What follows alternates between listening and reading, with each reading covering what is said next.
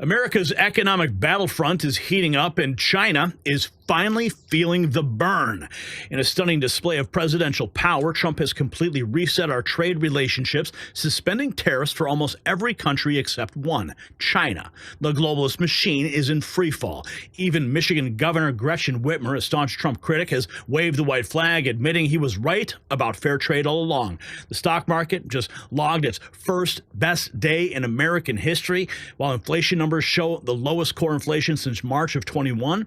The data doesn't lie. America is roaring back, and NSC Director Kevin Hassett confirmed what we've known all along.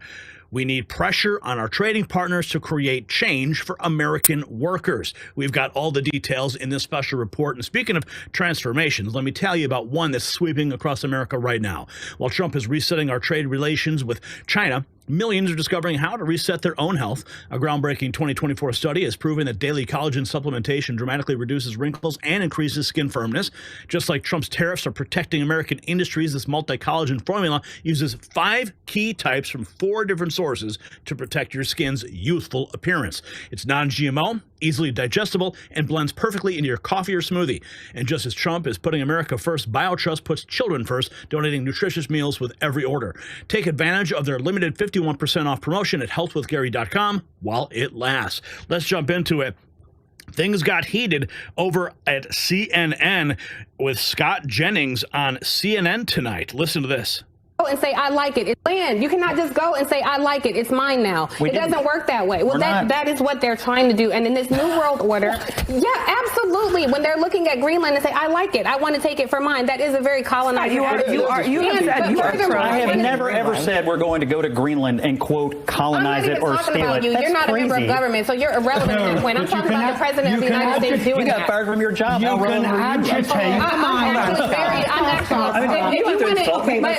If you want to engage in personal insults, but you lack in a legitimate point, you make up for in personal input. I don't. Personal insults. The point I am making is in this new world order, we are looking at countries, whether or not they're an adversary or ally, it is being determined on what kind of deal we can get. And we cannot govern, we cannot legislate that way. We are increasingly isolated on the world stage. No, we're not. So if you want to engage in personal insults, we're not if I were you, I would reserve that for your party, who is increasingly isolated. This our position outside of the United States. You cannot. Wow, they're talking about the New World Order on CNN. Secretary Rollins calls it a national security issue, whether it's timber or food or energy. Listen.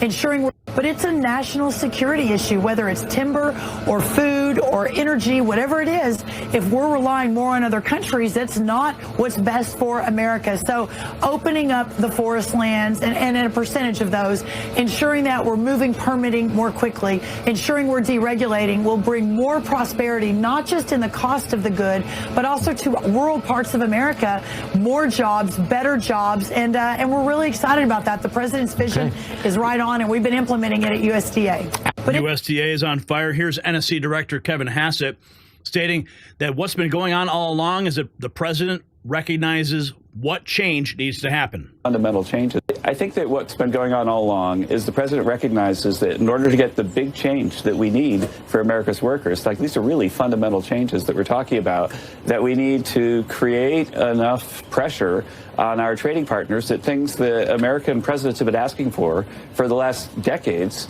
are actually offered at the table. I can say that I was on a call with the Swiss president yesterday with President Trump. We've got a whole system set up through Susie Wiles and the cabinet secretaries that we're starting to have a meeting today after lunch where we prioritize our allies and other countries and decide who or when is going to visit and when. But I can tell you that the amount of stuff that's coming to the table came up really a lot, long before the market movements this week. And so it was looking like that there had been enough action to get us to the point where we should really genuinely start negotiating. And if you go back and look, you can see the negotiation signals were out there already, even on that Monday where somebody made a fake tweet that suddenly said that I was saying something that ended up being kind of mostly true on Wednesday. And so anyway, I think that everything was moving forward in an orderly fashion, and there's no doubt that the Treasury market yesterday made it so that the decision that, it's about time to move was made, I think, with perhaps a little more urgency, but it was going to happen at any moment anyway. This is what is called the art of the deal on the global stage. President Trump forcing everyone in the world to the negotiating table.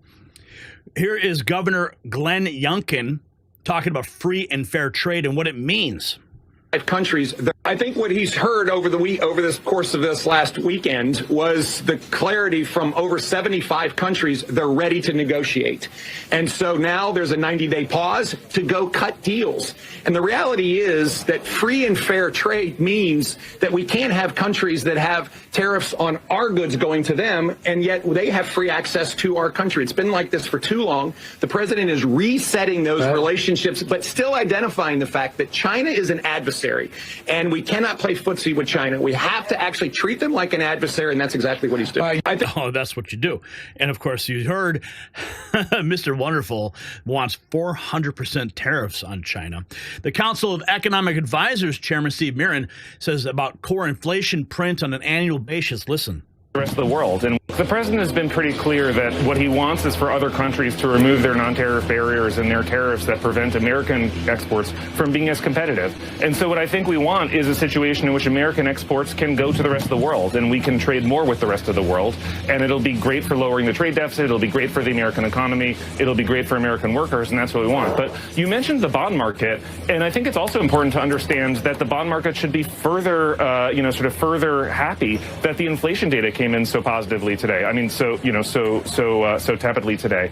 The core inflation print, which is inflation, stripping out volatile things like food and energy, that core inflation print on an annual basis was the lowest core inflation print since March of 2021. So President Trump's policies are working at keeping inflation at bay, keeping inflation down, and between that and what's going on with trade, America is back. Are you tired of winning yet? Yeah, President Trump's policies in action. And we've got this again from Gretchen Whitmer. Yeah, hell has frozen over. Michigan's Democrat Governor Gretchen Whitmer, a staunch opponent of President Trump, said the unthinkable, that she agrees with President Trump. I understand the motivation behind the tariffs. And I can tell you, here's where President Trump and I do agree. We do need to make more stuff in America. More cars and chips. More steel and ships. We do need fair trade. I mean, she is just holding on by a thread in that state. I mean, what President Trump is doing with Detroit and manufacturing is only going to benefit her. Of course, she's going to take the glory when she runs with Gavin Newsom in 2028. Restricted Daily, posting this 7 hours ago, China uses forced labor, child workers, and sweatshops to power global trade, and Trump knows it. He wants to stop it. The world should too. Human rights are non-negotiable. That's right, China. Child labor, forced labor, sweatshops. Devoid Darkins posting this, in one of the clearest examples of pure ignorance, Tiffany Cross claims China is not our enemy and expresses sympathy for the communist country. Scott Jennings and Shermichael Singleton teaches her the basics.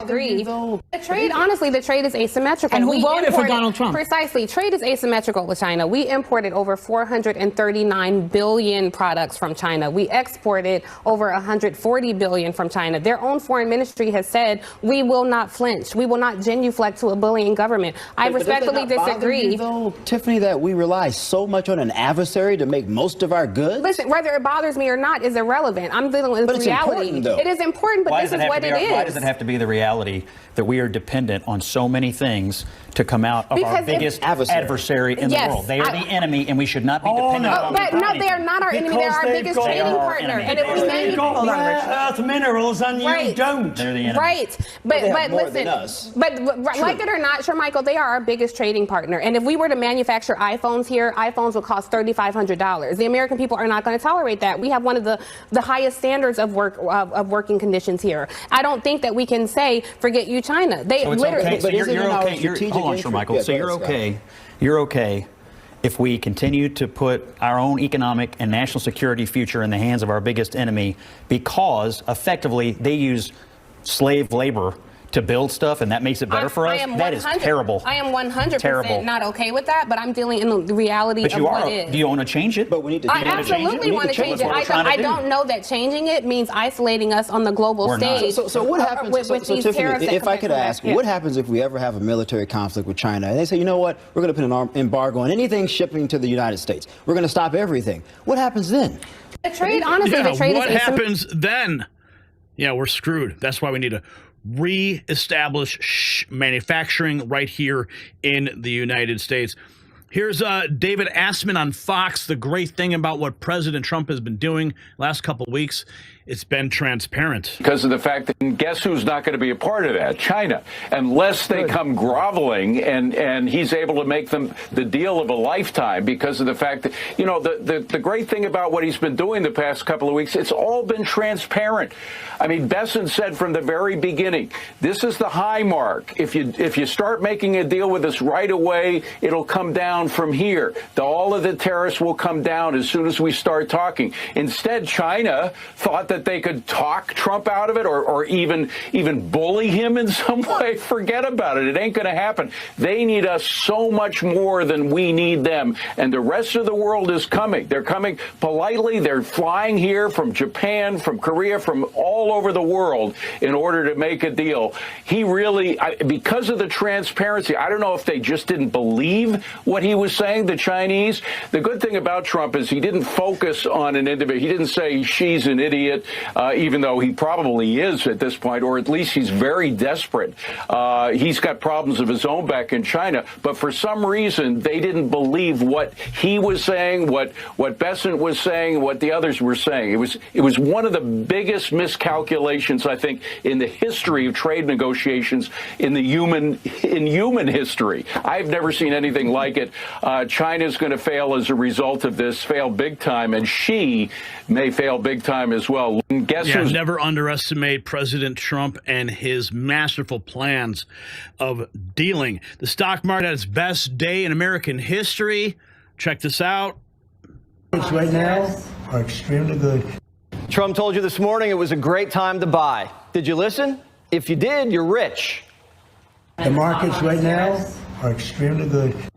The stock market had its best day in American history. The president announced he's pausing reciprocal tariffs for 90 days on every country and dropping all tariffs to 10% on all countries except China. China just got hit with a 125% tariff. They're the only country that lost, and they lost big. And that's the point. China never picked up the phone. Instead, they retaliated. The rest of the world, our allies, wouldn't stop calling.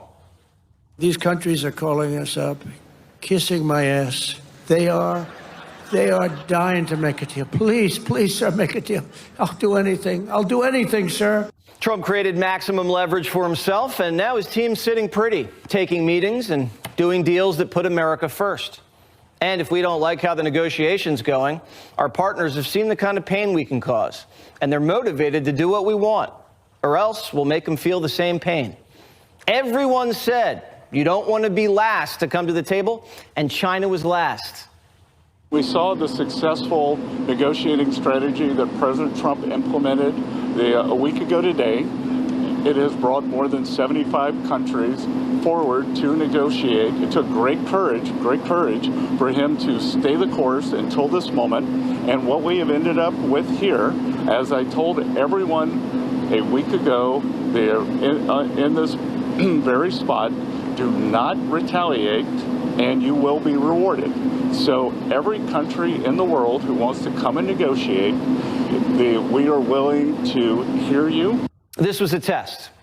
If you called, you're an ally, and we fly you in for a trade summit. China didn't call this morning. They retaliated with an 84% tariff on American exports. And that told us exactly who they were, not our friends. This was a trap, and China walked right into it. This was his strategy all along, and that you might even say that he goaded China into a bad position. They responded. They have shown themselves to the world to be the bad actors, and we are willing to cooperate with our allies and with our trading partners who did not retaliate. It wasn't a hard message. Don't retaliate. Things will turn out well.